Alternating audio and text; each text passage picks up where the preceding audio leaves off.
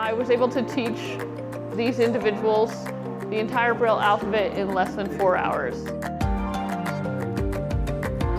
My name is Caitlyn Seim. I work here in Tech Square, and I do research on haptic technology. Haptics is technology that deals with the sense of touch.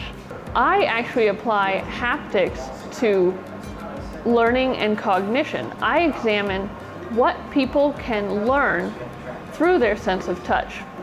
I'm originally from the coast of Georgia, and I came here for my undergraduate degree, which is in electrical engineering.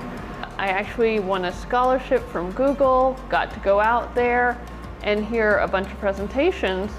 And I looked to my left, I looked to my right, and everyone was getting a PhD. And I said, well, they're doing some amazing research. In fact, one of the projects I was most inspired by was a project on cognition relating to computing. That's how I chose to pursue the PhD. And my research topic was also just what I was looking for.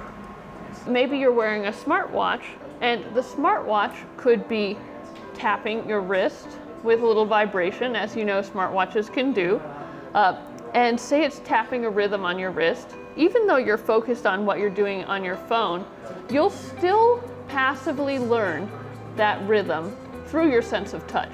So that's haptic learning, passive haptic learning we call it. And that's what my research focuses on. This is a wearable computing glove. As you can see, you slip it on your hand. It's palmless and fingerless. It has vibration motors in each of the fingers. These gloves can tap your fingers and send you some stimuli that can be used for passive learning. We did an investigation with partial spinal cord injury patients, and we found some of our patients came in only able to move one finger and came out able to button their own buttons. Our first dive into this passive haptic learning was a glove that tapped your finger in the order that you play a simple melody on the piano. And what we found was you wear the glove and feel the stimulation synchronized with the song for an hour, and you can learn 45 notes of Ode to Joy or Amazing Grace. And you just pull the glove off and you have that, to speak colloquially, muscle memory. So even I did it. I can remember,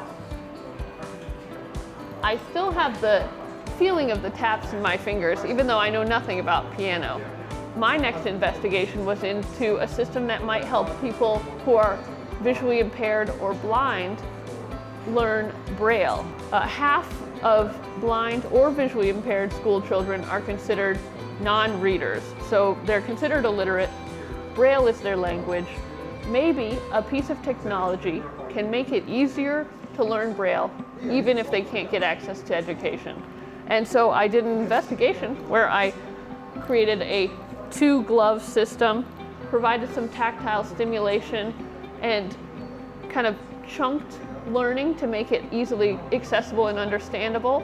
And what we found was I was able to teach these individuals the entire Braille alphabet in less than 4 hours. Now, that was Braille typing. There's a direct relationship between the keyboard and the dots that you read with your fingers. So I gave them a reading test, and what we found was the same result. They were able to read 94% of letters after 4 hours. Most of my research is done right here in Tech Square in the Technology Square Research Building, TSRB. I work on the second floor, and you can always find me here in the prototyping lab, soldering something or making some new piece of hardware. We do our studies right here in this building, and sometimes I go to visit patients at their home in the Atlanta area. And I'll be continuing to advise students and help them learn how to be researchers as well. Right here at Georgia Tech, we have amazing programs in engineering, biomedical, electrical, computer science. So I really love teaching and advising students too, so I'll keep doing that.